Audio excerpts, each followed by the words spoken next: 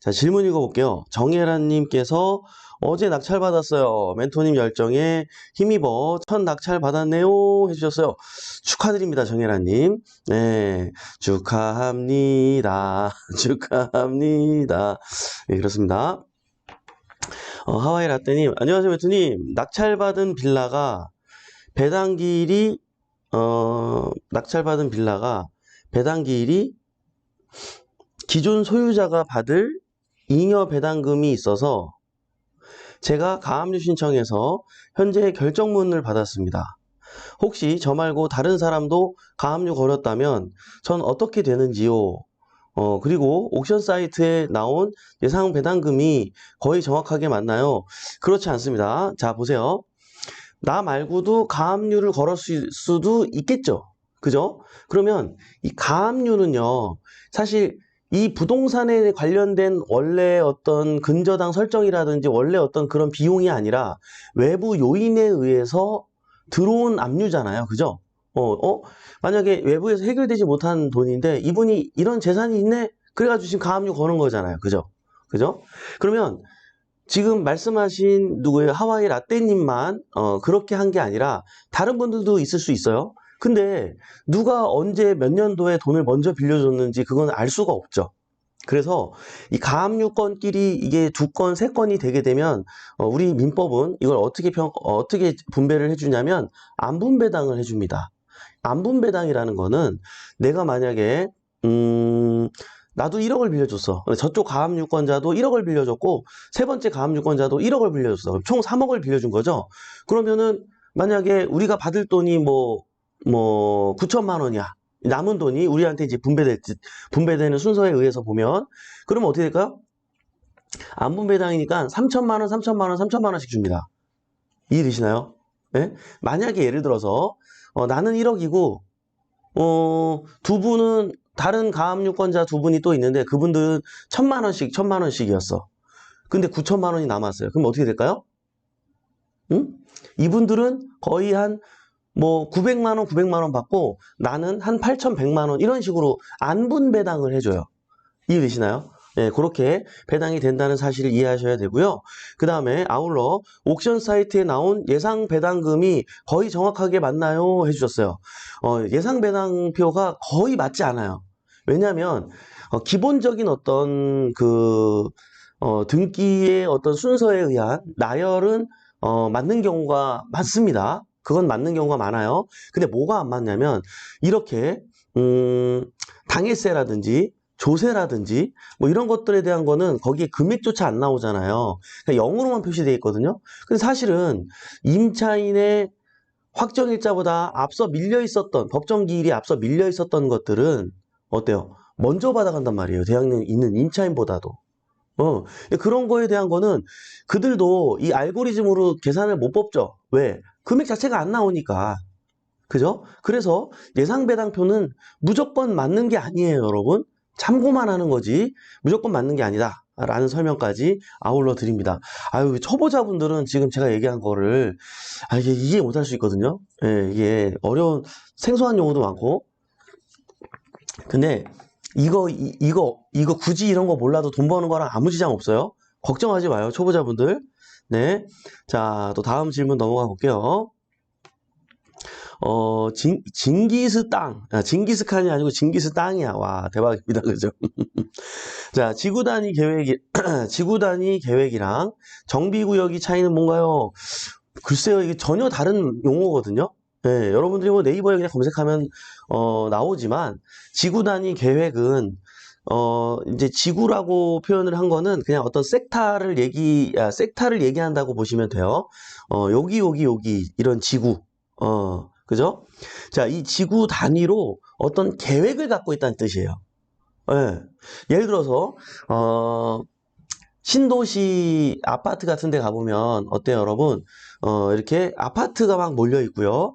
아파트가 몰린 그 사이에 상가들이 몰려 있고요. 그리고 옆에 보면은 2종 일반 주거지역과 1종 일반 주거지역이 항상 존재합니다. 근데 그 2종 일반 주거지역에는 그 땅별로 주인들이 있어요. 옛날에 대토보상을 받아서 받은 분도 있고 다양한 상황이 벌어져 있는데 어쨌든 그쪽에 주인들이 이렇게 있는데 그 땅을 가지고 보통 한 70평 정도 되죠. 그 땅들이. 평균. 그 땅 가지고 뭐 하죠? 4층짜리 건물을 짓습니다. 1층은 보통 상가를 놓고요. 위에는 3룸이나 4룸 같은 주택들을 이렇게 마련합니다. 이렇게 공사를 짓습니다. 그리고요, 옆에 일종 주거 지역에 가보면 거기는 어떻게 돼 있을까요? 1층에 상가가 없어요. 3층짜리 건물을 짓습니다. 예, 이게 건축법 때문에 그래요. 건폐율과 용적률 때문에. 근데 거기에 보면 요즘 신도시는 등기 거기에 이제 토지 이용 계획 확인원을 띄워보면 지구 단위 계획 구역이라고 써 있어요. 예, 그 지구별로 어떤 계획을 갖고 거기에 지어야 된다라고 이거를 명시한 거예요. 그러면 이 지구 단위 계획 구역에 지구 단위 계획을 잡는 데 있어서 이 계획이 여러 가지 계획들이 있어요. 근데 그런 곳들은 어떤 계획이 보통 있냐면 다세대 이상 짓지 마라. 아니, 다섯 가구 이상 짓지 마라. 세 가구 이상 짓지 마라. 이런 제한이 있어요. 예. 그렇게 어떤 계획을 가지고 도시를 이제 기획할 때 그런 식으로 이제 그 제재가 있어요. 제재. 요럴 때 이제 그렇게 표현이 된다라고 이제 초보자 입장에서 이렇게 설명하면 좀 이해가 쉬울 것 같아서 설명드린 건데, 요렇게. 근데 여러분, 그런 거는 사면 안 돼요. 그래서. 수익률이 너무 안 좋아요. 다 3룸, 4룸밖에 없어가지고. 가격은 한 17억인데, 근데 이제 모르는 사람들이 사는 거예요. 그거 사면 안 돼요, 절대로. 가격은 17억인데, 월세는 뭐 400 이렇게밖에 안 나와요. 예, 17억짜리, 여러분 그런 통건물 사면은 월세 1000만 원도 나오고 막 이런 거 넘게 나오고 이런 거 물건들도 많은데 굳이 그런 거 왜 사냐는 거예요. 알겠죠? 일단 그거까지 얘기를 하고요. 그다음에 정비구역은 뭘까요? 말 그대로 정비가 필요한 구역이에요. 그죠? 그러면 지구 단위 계획구역이랑 정비구역은 지구 단위 계획구역은 정비가 필요한 이런 개념 자체가 아닌 거잖아요. 이해되시나요? 정비는 정비가 필요하다고 생각되는 구역이니까 노후도가 좀 있는 구역이라 뜻이겠죠? 근데 이게 그러면 무조건 다 재개발을 하느냐? 그건 또 아니에요. 정비구역이라 무조건 좋은 건 아니에요. 예를 들어서 이런 게 있어요. 정비구역이긴 한데 시간이 지나면서 여기가 이제 어떻게? 나라에서 예산을 들여가지고 주거 환경 개선 지구 사업이라 그래서 그 주변 일대를 진짜 재개발이 아니라 주거 환경만 개선해줘. 무슨 말이냐면 소방도로를 위해서 도로를 넓히든가. 또 어때요? 소방도로 확보를 위해서 또 커뮤니티 시설이 잘 없어. 그래서 놀이터도 하나 만들어주고 뭐 경로당도 하나 만들어주고 뭐 공원도 좀 조성해주고 아니면 또 좀 이렇게 뭐 모래로 돼 있는 것들을 아니 모래가 아니라 흙으로 돼 있는 것들을 뭐 시멘트도 좀 깔아주고 예를 들어서 요런 예산을 들여서 요렇게 끝나는 수가 있어요. 그럼 이렇게 하면은 우리 집의 가치가 높아질까요? 물론 안 하는 것보단 좋지만 차라리 그냥 노후된 그 상태에서 죄송합니다. 아예 재개발이 들어가는 게 낫죠. 그냥 그렇게 정부에서 기왕 예산 들이는 거 그냥 주변 변화만 시켜주지 말고 이게 왜 문제가 되냐면 주변 변화만 시켜주면서 예산을 썼잖아요. 그럼 예산을 기왕 쓴 게 아깝기 때문에 당분간 거기가 재개발 들어갈 일은 좀 적어지겠죠, 여러분. 네. 이해되시나요? 그래서 너무 많은 설명을 해줘야 돼가지고 간단하게 대표적으로 예를 들어서 한 가지씩만 말씀을 드린 거예요. 그래요, 징기스탕님 이해되셨죠? 네, 넘어가도록 하겠습니다. 안산빌라님 감사하고요. 갑자기 하트를 올려주셨어요. 감사합니다. 최인성님께서 DSR 올릴 수 있는 방법이 있나요? 대출이 되지 않아 경매를 하지 못하네요. 허허, 이거 옳지 않아. 왜 그렇죠, 여러분? 네, DSR을 올리려면 어떻게 해야 돼요? 내 급여를 늘리면 되겠죠. 그죠? 아니면 뭐 투잡을 가지시면 되겠죠. 파이프라인을 하나 더 만드시라는 얘기예요. 그래서 내 수입이 늘어난 만큼 DSR이 높아지는 거기 때문에 그죠, 여러분? 그리고 대출이 되지 않아 경매를 하지 못하네요. 야, 여러분, 대출이 안 돼도 경매는 해야 된다니까요. 하루아침에 고수가 되는 게 아니에요, 여러분. 예, 한두 개 낙찰받는다고 경쟁제적 자유로 가는 게 아니란 말이에요. 예, 내가 갖고 있는 500만 원이면 뭐 1000만 원이면 1000만 원. 그 돈으로 지분도 있고 여러분, 우리 얼마 전에도 우리 회원님 한 분이 900만 원인가? 뭐 낙찰받아가지고 뭐 한 또 500만 원 벌었단 말이에요. 이런 거. 그 지분은 대출 안 나와요, 여러분? 그러니까 어떻게, 그냥 있는 돈에서 내가 갖고 있는 돈으로 그 도전하고 낙찰받고 벌고 한 거잖아요. 예. 대출이 되지 않아 경매를 하지 못한다고요? 안 돼요. 안 됩니다. 해야 됩니다. 대출이 안 나오기 때문에 해야 되는 거예요. 왜? 자산을 늘려야 되니까요. 그죠? 우리 최인성님 화이팅. 화이팅. 히킥, 예. 음, 자, 또, 해보자님. 매매 사업자를 만들면 이것만으로도 대출받는 데 도움이 될까요? 어, 이게 사업자로 대출을 받으면은 DSR을 안 보기도 해요, 여러분. 예, 이게 이제 이런 게 생겼다 없어졌다 막 이렇게 다양한 상황이 벌어지는데, 그러니까는 이거를 여러분들이 만약에 아직 낙찰을 안 받으셨다면 매매 사업자를 먼저 내지 마요. 내지 마요. 이거 낙찰 받으면 그 이후에 내도 돼요. 예, 대출 때문에 이런 게 있어서 그래요. 뭐냐면 매매 사업자가 아니라 그냥 다른 어떤 일반 업종 사업자가 필요한 경우가 있고 그래요. 응? 여러분 문정부 때는요. 매매 사업자라고 써 있는 저기 사업자한테는 대출을 10원도 안 해줬어요. 예, 실제로 제가 겪었던 일이고요. 그래서 저는 그거를 저기 그 뭐죠? 사업자 그 뭐야? 갑자기 생각이 안 나네. 업태 종목 그걸 안에 쓰잖아요. 어떤 목적의 사업자인지 사업자 등록증인지 그거를 바꾸고 이렇게 막 하고 그랬단 말이에요. 그죠? 그래서 여러분들이 미리 만들지 말고 여기 대출해 주시는 이모님들 있잖아요. 예, 전화해가지고 그때그때 물어보고 하시면 되고 우선 낙찰 받고 그 이모님이 원하는 방향으로 만들면 되기 때문에 그렇게 하셔도 전혀 문제가 없다. 이렇게 말씀을 드리고 싶습니다. 자, 두냥이랑님, 저기 두 고양이를 키우고 계시는 저기 어머니신가 보다. 그죠? 안녕하세요. 입찰해서 낙찰 후 미납하여 보증금을 날렸는데 그 물건이 기각되면 입찰금은 어떻게 되나요? 어, 나는 미납을 했잖아요. 미납한 거만으로 그냥 끝나는 거예요. 자격이 나는 이제 보증금을 띈 걸로 끝난 거예요. 그 이후에 기각이 된 거는 그냥 기각이 된 거고. 이해되시죠? 예. 이게 만약에 내가 잔금을 납부하는 과정 가운데 기각이 된 거면은 이게 이게 돌려받습니다. 예, 뭐 사정에 의해서 그게 그럴 일이 벌어졌을 거예요. 근데 이제 원래 민법상 그렇게 되진 않아요. 일단 확정이 넘어가잖아요. 그러면 일단 잔금을 납부할 수 있는 권한이 낙찰자한테 부여가 됩니다. 예, 그래서 내가 내면 그걸로 끝나는 거예요. 기각 못 시켜요. 근데 안 냈기 때문에 미납으로 넘어가면서 갑자기 기각 추진이 될 수 있었고 그래서 기각이까지 이루어진 거예요. 그래서 이건 못 돌려받는 거죠. 이해되시나요? 네. 자, 아이고, 예, 안진용님, 아이고, 안진용님. 어떤 분이 안진용님이 수업 시간에 오면, 제가 안진용님인지 꼭 좀 얘기 좀 해주세요. 저 궁금해요, 안진용님. 예, 멘토님은 위기를 어떻게 극복하셨어요?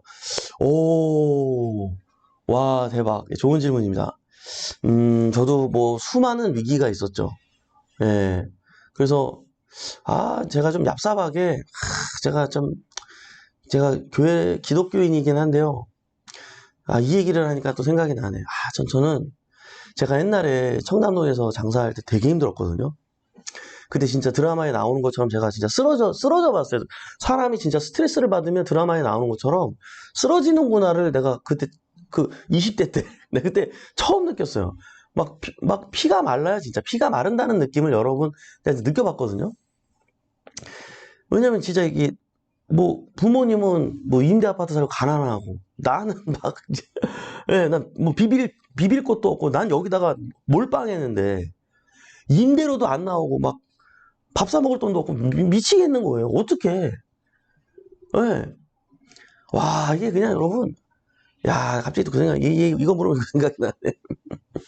근데 그때 내가 진짜 얍삽하게, 사람이, 예, 또, 교회 열심히 나가게 되더라고. 새벽기도 열심히 나가고, 제가 그런 애가 아닌데, 그냥 뭐, 교회에서 봉사하라 그러면 열심히 하고, 진짜. 네, 그랬던 것 같아요. 갑자기, 이렇게 물어보시니까 갑자기 그 생각이 나네. 예. 그래서 이제, 뭐, 결국은 하나님이 참 많이 도와주셔가지고, 제가 이런저런 모양으로 참 이렇게 잘 됐는데요. 야, 글쎄요. 이렇게 물어보시니까 할 얘기가 너무 많은데, 너무 많은데, 일단 여러분들한테, 되게 힘들 때는, 종교도 분명한, 확실한, 어떤 은신처, 위로, 그리고 마음의 양식, 뭐, 요런 것들은 확실히 있는 것 같아요. 확실히 있는 것 같고, 여러분들이 정말 마음이 힘들다면, 이렇게 신앙이 없으신 분들은 신앙을 한번 가져보는 것도 좋지 않겠나, 이런 얘기도 좀 드려보고 싶고요. 근데 또 그걸 떠나서 이런 게 있어요. 이게 위기가 오잖아요. 예, 제가 앞서서 아침 방송에서 얘기한 적이 있는데, 위기가 오잖아요. 위는 무슨 뜻이라 그랬죠? 한자어로? 위태로울 위자. 예, 기는 무슨 기라 그랬죠? 기회 기자라고 합니다. 여러분. 내가 지금 위태로운 건 기회가 왔다는 뜻이래요. 우리 인생 선배님들 얼마나 대단합니까? 어떻게 이런 한자어로 위기라는 말을 쓰셨을까요? 여러분, 앞에 위자만 생각하지 말고 기자를 떠올리고 지금 기회가 오고 여러분이 성장할 시기가 왔다고 생각을 하세요. 여러분, 아파야지 내가 이런 고통을 겪어야지 성장하잖아요. 우리 애들도 감기 걸리고 나면 좀 크고 그러잖아요. 그죠? 여러분, 이런 시련이 왔을 때 제일 비겁한 건 여러분들이 대면하지 않는 거예요. 피해버리면 되죠. 그럼 행복할 수 있어요. 근데 그러면 안 돼요. 맞이하세요. 그리고 꼭 피 터지게 내가 피눈물 나고 막 이러더라도 맞서 싸워야 돼요. 그리고 내가 얻는 거는 1밖에 없더라도 죽을 때까지 싸워야 돼요. 그 위기를. 그래서 여러분의 기회로 가져와야 되는 거예요. 여러분들 지금 위기가 왔나요? 여러분이 성장하려고 이런 위기가 찾아온 거예요. 얼마나 감사합니까? 예, 그 기회를 꼭 잡으시기 바랍니다. 그죠? 우리 안진영님, 예, 화이팅 하시고, 지금 위기이신가 봐. 그죠? 어떤 게 위기인지 얘기해 주세요, 구체적으로. 예, 제가 도와드릴게요. 자, 꿈꾸는 여인님, 매일매일 굿모닝 경매 듣기 루틴 잡고 공부 잘하고 있어요. 질문이 있는데요. 화성이 좋다 해서 화성은 모두 좋은지요? 뭐 기본적으로 일단 나쁘지 않아요. 왜냐하면 화성 주변에 계속 개발 계획이 있고 지금 유일하게 경기도 일대에서 개발 행위를 제한하려고 1년 동안 묶은 도시가 화성이라는 사실을 여러분들 절대로 잊으면 안 돼요. 네. 화성 여러분, 아이고, 맥킨지에서 여러분 몇 번 얘기합니까? 그죠? 예, 전반적으로 다 괜찮긴 한데, 그 중에 옥석은 있다. 그쵸, 여러분? 자, 네, 올리브스토리니, 네, 유유진님, 안녕하세요. 네, 지분 경매 등기하고 2분의 1에 대한 사용료를 청구 소송한다고 들었습니다. 지분 경매 등기하고 2분의 1에 대한 사용료를 청구 소송한다고 지료 청구 소송이죠. 그죠? 네, 그런데 제 것 아닌 2분의 1 지분에 여러 종류의 저당이 잡혀 있을 때 이것을 후에 제가 경매를 칠 수 있나요? 제 것이 아니니까 반대편이네요. 2분의 1을 원래 갖고 있던 분이었겠죠? 이분이 여러 종류의 저당이 잡혀 있는데 이것을 후에 제가 경매 이 저당이 잡혀 있고 안 잡혀 있고 상황을 떠나서 관계없이 경매 칠 수 있어요. 네, 그리고 그분에 대한 저당이지 나의 2분의 1에 대한 저당은 전혀 침범하지 않아요. 전혀 침범하지 않습니다. 예, 이해되시죠? 예. 그래서 그 부분에 대한 권리는 내가 절반에 대한 권리는 그대로 내가 주장을 할 수가 있고 그 혜택을 받을 수가 있기 때문에 거기에 뭐 100억이 있든 1000억이 저당이 잡혀 있든 나랑 상관없으니까 걱정하지 말고 그냥 진행해도 되는 거예요. 이해되시죠? 그리고 그 사건은 그게 경매로 만약에 이제 낙찰이 되고 뭐 이렇게 배당이 얼마나 될지 모르겠어요. 많이 될 수도 있고 조금 될 수도 있겠죠? 그거랑 상관없이 온전하게 우리 절반을 갖고 계신 분 입장에서 우리가 배당을 취할 수 있습니다. 이해되시나요? 절반에 대한 권리만 갖는 거예요. 그쪽에서는. 네. 자, 바다보다니 1086일째입니다. 와, 좋습니다. 네. 히킹님, 재건축 사업 진행 중인 다가구 주택 들어갈 때 꼭 봐야 하는 건 뭘까요? 재건축 사업이 추진 중인 다가구 주택? 다가구인데 재건축을 한다고요? 그럼 나 혼자 짓는다는 얘기예요? 다가구 주택은 혼자 4층짜리 보통은 건물 주인인 거잖아요. 근데 이게 혼자 지금 재건축한다는, 재개발은 주변에 있는 건물들하고 같이 하는 걸 재개발이라 그러고, 요거 재건축하는 거는 우리 다가구만 지금 재건축한다 그 얘기인가요? 네, 이건 이제 상황을 잘 모르겠는데, 자, 그런 상황이라고 생각할게요. 자, 들어갈 때 꼭 봐야 하는 건 뭘까요? 지금 그게 뭐 이미 건물을 부신 상태인지 아니면은 뭐 짓다가 만 상태인지 어떤 건지 제가 모르겠어요. 그러면 우리 입장에서는 어떻게 해야 돼요? 앞으로 들어갈 추가 이 건축비에 대한 부분, 예, 그 부분에 대해서 내가 충분히 조사를 해야 되겠죠. 예? 만약에 건축물 대장이 존재한다면 건축물 대장에 보면은 이걸 설계한 회사가 어디인지 거기 나와요. 그럼 그 설계 회사에다가 전화해가지고 여기서 내가 낙찰을 받게 되면 이거 제대로 더 완벽하게 짓고 싶다. 그럼 앞으로 내가 뭐 지출해야 되는 비용이 어떻게 되느냐라든지 이런 사전조사가 좀 필요하겠죠. 예, 이렇게 하시면 좋을 것 같아요. 내가 질문이 조금 이제 애매해가지고 일단 제가 이해한 대로 설명을 드려봤습니다. 태기맘님, 멘토님은 어떻게 이렇게 잘하실까요? 예, 이게 저도 뭐 잔뼈가 굵었죠. 뭐 여기서 정말 수많은 경험과 그죠, 여러분, 예, 뭐 많은 일들이 있었죠. 예, 그런 경험 때문에 많이 알게 됐습니다. 별거 아니에요. 여러분들도 이게 하시다 보면 예, 다 보입니다. 알아리 보성님, 네. 심유진님, 안녕하세요. 멘토님, 에어비앤비를 다가구에서 하려고 할 때 전체 연면적이 230 이하여야 하는지요? 허가받으려는 호실만 생각하면 될까요? 그렇지 않습니다. 다가구는요, 보통, 그, 이제, 한 사람이 주인이잖아요. 응? 다가구 맞나? 맞나요?